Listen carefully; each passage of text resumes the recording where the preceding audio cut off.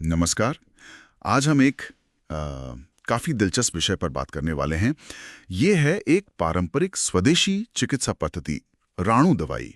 और इसके और आज के फार्मा जगत के बीच जो एक तनाव है उस पर हमें जो स्रोत मिले हैं वो इसी सवाल को देखते हैं कि भाई इस पारंपरिक ज्ञान को लोकल फार्मा कंपनीज दवाई का दर्जा क्यों नहीं देती।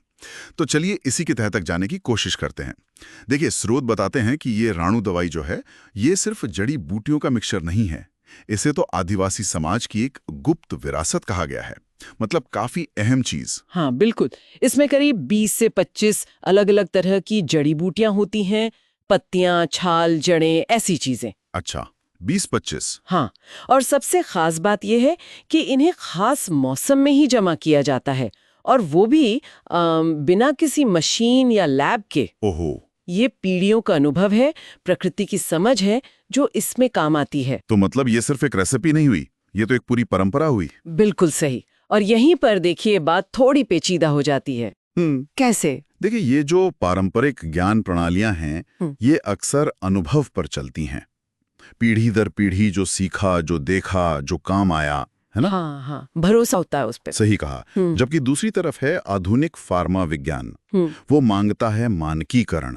मतलब हर डोज एक जैसी हो, असर पक्का हो, उसे चाहिए पेटेंट, उसे चाहिए क्लिनिकल ट्रायल्स का सख्त डेटा। अच्छा। तो यहीं पर वो टकराव आता है। हाँ बिल्कुल। यहीं पर ये दो अलग अलग दुनियाएं, या कह लें कि ज्ञान के तरीके आपस में टकराते हैं। तो फिर वो क्या खास वजह है जो स्रोत बताता है कि क्यों ये फार्मा वाले इसे दवाई मानने से हिचकिचाते हैं? स्रोत में कुछ मुख्य बातें बताई गई हैं। पहली बात तो ये कि इसका कोई पेटेंट नहीं है, कोई लीगल ओनरशिप या कंट्रोल नहीं। ओके। दूसरी, ये किसी फार्मेसी की साफ सुथरी बोतल में पैक होकर नहीं बिकती। ठीक है। तीसरी, इसकी कोई वैसी ब्रांडिंग, बिलिंग या पैकेजिंग नहीं है जैसी हम दूसरी दवाइयों की देखते हैं। महिलाओं से, उनके रोजमर्रा के जीवन से, उनकी रसोई से। ये किसी डॉक्टर के लिखे पर्चे से नहीं आता। तो ज्ञान के स्रोत को लेकर भी एक नजरिया है शायद। अच्छा, ये तो वाकई सोचने वाली बात है।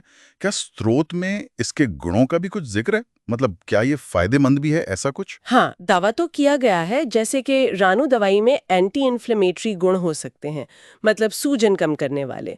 और शायद इसमें डाइजेस्टिव एंजाइम या प्रोबायोटिक्स जैसे तत्व भी हों जो पाचन के लिए अच्छे हों। ओके। लेकिन यहीं पर फिर वही विज्ञान बनाम परंपरा वाली बात आ जाती है। हाँ। विज्ञान कहेगा सबूत लाओ, लैब टेस्ट दिखाओ, कंट्रोल्ड स्टडी का डेटा दो।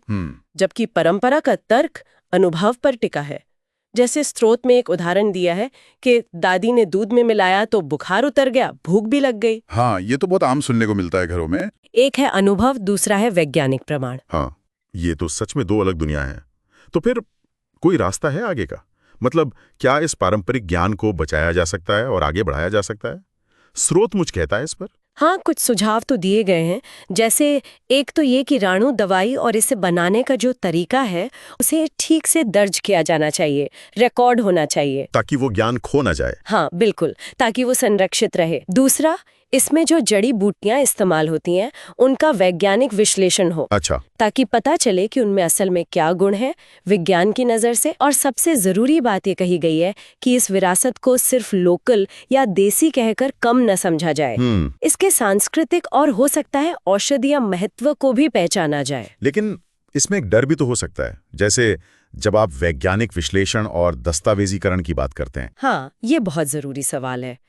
देखिए, वैज्ञानिक सत्यापन से शायद इसे ज्यादा लोग माने, ज्यादा स्वीकृति मिले। हो सकता है इसके फायदे ज्यादा लोगों तक पहुंचे। हाँ, ये तो है। पर इस प्रक्रिया में ये खतरा हमेशा रहता है कि कहीं इसका जो मूल रूप है, इसका जो सांस्कृतिक जुड़ाव है, वो पीछे न छूट जाए। हाँ, या बनाने का जो पारंपरिक तरीका है वो कहीं बदल ना जाए। कहीं ऐसा ना हो कि ये बस एक और कमर्शियल प्रोडक्ट बनकर रह जाए और इसका जो गहरा मतलब है समुदाय के लिए वो खो जाए। सही बात है। तो यहाँ पर एक संतुलन साधना बहुत जरूरी हो जाता है कि भाई सत्यापन भी हो और जो इसकी आत्मा है वो भी बची रहे। तो अगर हम सार देखें तो राणु दवाई सिर्फ एक नुस्खा भर नहीं है, ये एक गहरी सांस्कृतिक विरासत है, पारंपरिक ज्ञान का प्रतीक है। ये एक समुदाय के अनुभव, उनकी पहचान से जुड़ी हुई है। पर इसे आधुनिक फार्मा जगत की जो पैमाने हैं, जैसे पेटेंट, मानकीकरण, औपचारिक स्रोत, उन पर खरा उतरने में दिक्कतें आ रही हैं। बिल्कुल। और यहीं पर एक विचार करने वाला प्रश्न उठता है कि जब रारू, दवाई जैसे पारंपरिक ज्ञान प्रणालियां जब वो आधुनिक वैज्ञानिक जांच पड़ताल की प्रक्रिया से गुजरती हैं, तो हम क्या हासिल करते हैं और क्या खो देते हैं।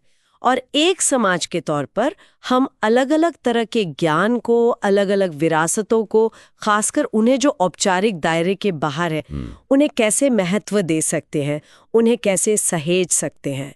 ये सोचने वाली बात है।